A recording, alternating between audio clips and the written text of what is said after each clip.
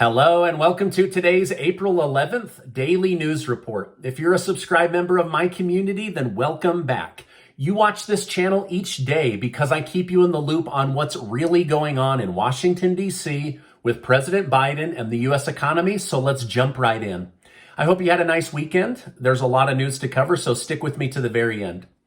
Representative Liz Cheney told CNN that the House committee, the group investigating the U.S. Capitol riot on January 6th, now believes they have enough evidence against Donald Trump to refer him to the Justice Department for criminal charges.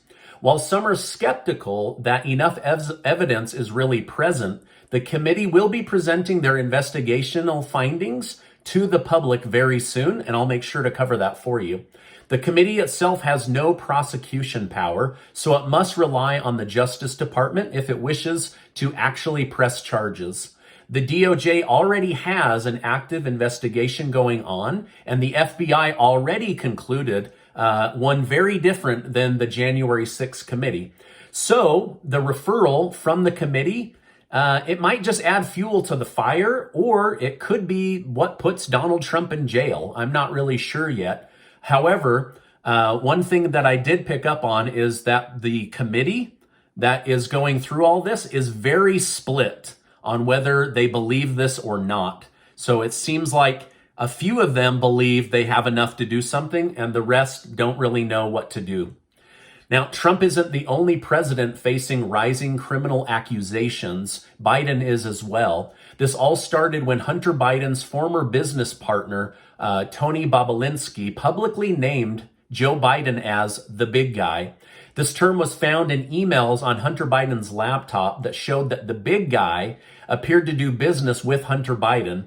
If this really is Joe Biden, it appears that he would have been entitled to 10% of all of the money earned by Chinese energy companies. While these events were originally reported on over a year ago, there hasn't really been a lot of attention or light shown on them until now. New information suggests that at least one witness has been asked by a grand jury who is the big guy. So they want to know who is the person receiving money from this Chinese consulting company. Now, Joe Biden continues to deny any wrongdoing and has stated that he believes his son Hunter and his brother James are totally innocent. And so we'll be waiting for more evidence and information, and I'll keep you in the loop as I know more. Due to the rising belief that Joe Biden may have acted illegally, now Republicans are calling for him to be impeached. However, House Minority Leader Kevin McCarthy stated that he doesn't support impeaching President Biden as he feels it would be politically motivated. They just need more information and evidence at this point. Republicans have heavily criticized Democrats who sought to impeach Donald Trump. So House Representative McCarthy is trying his best not to come across as hypocritical, but also doesn't want to turn a blind eye to what could be a big situation. So basically, he's saying we need more evidence, but if Republicans take the House majority in 2022, later this year, that there will be probes against the administration. President Biden has been working hard to increase his ratings by touting unemployment numbers, but it doesn't seem to be doing much as far as making them go back up. The effects of inflation are just too heavy on the American people's minds to care about anything else, right? It's like, how much are groceries going to cost? How much is gas going to cost? It's really weighing Americans down.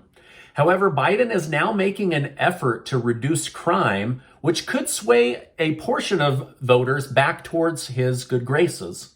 In his latest effort, he just announced a ban on unlicensed gun kits. These kits were allowed, they're called ghost guns, basically.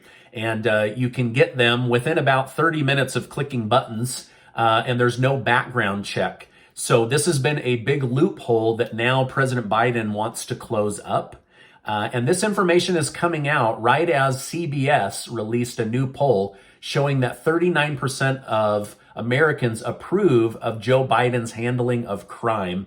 Now, that's one of his highest areas that people support President Biden right now.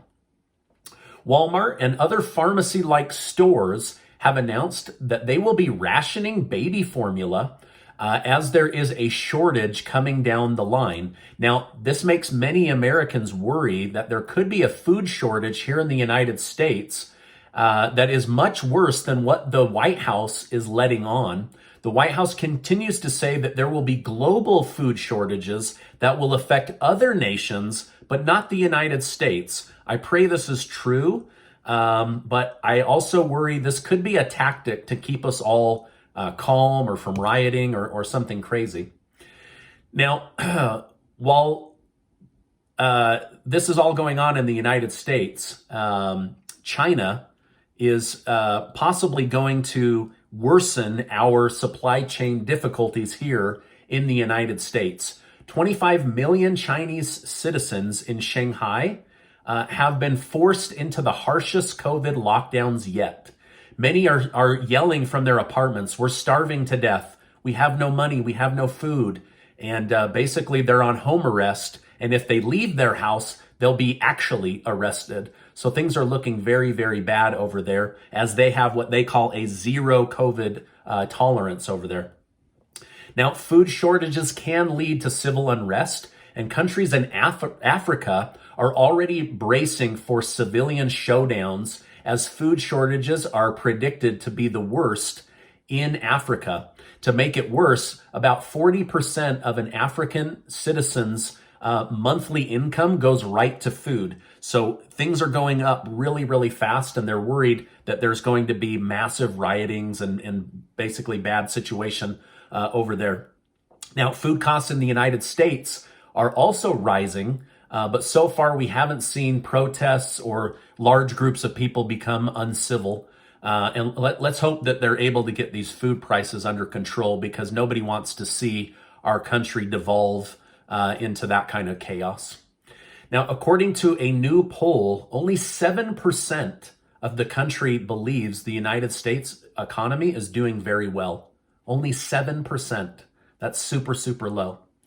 Democrat Representative Henry Cuellar said President Biden is giving super mixed messages to the American people and to his own Democrat Party.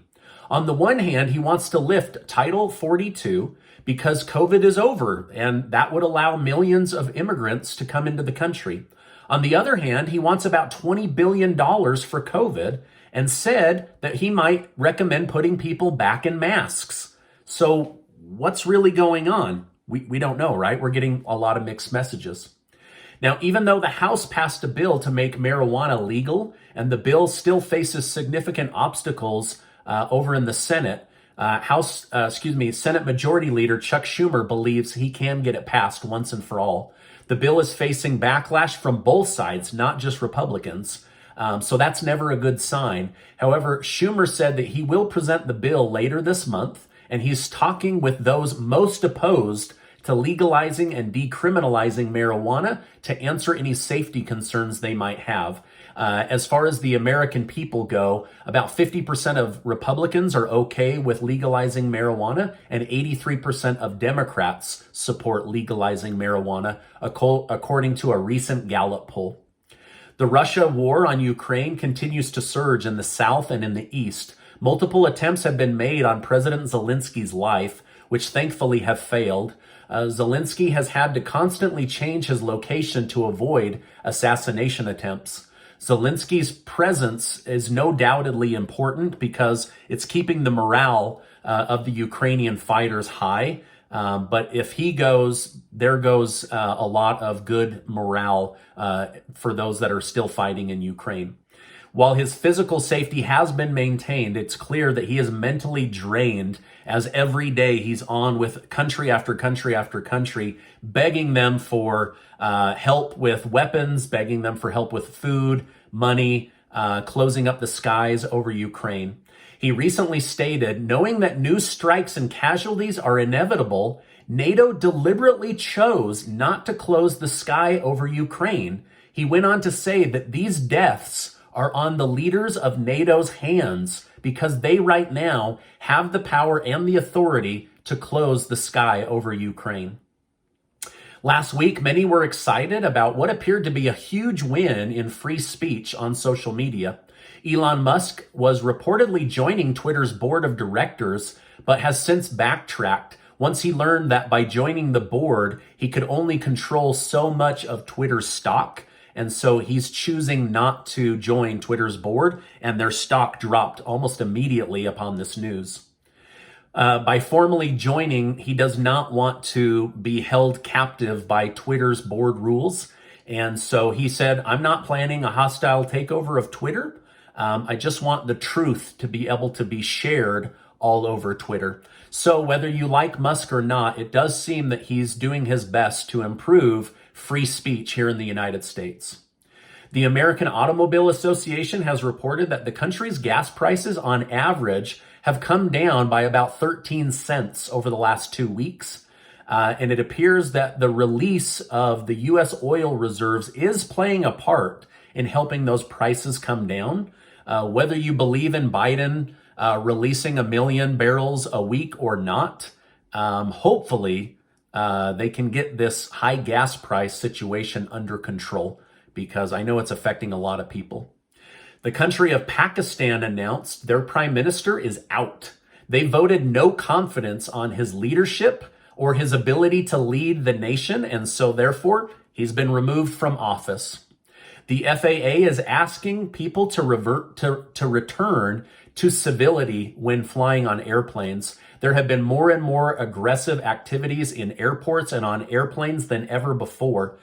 You can now be fined up to $88,000 for attacking somebody on an airplane. As of right now, airplanes are the only place that you must still wear a mask. However, at the end of this month, they are talking about dropping that. Now, this is my update for today. As I know more, I will definitely come on and share more with you. Before you go, make sure to check out the giveaway that Casey and I are doing for the month of April. We're giving $100 cash gas cards to 60 people in our YouTube community, thanks to generous video sponsors.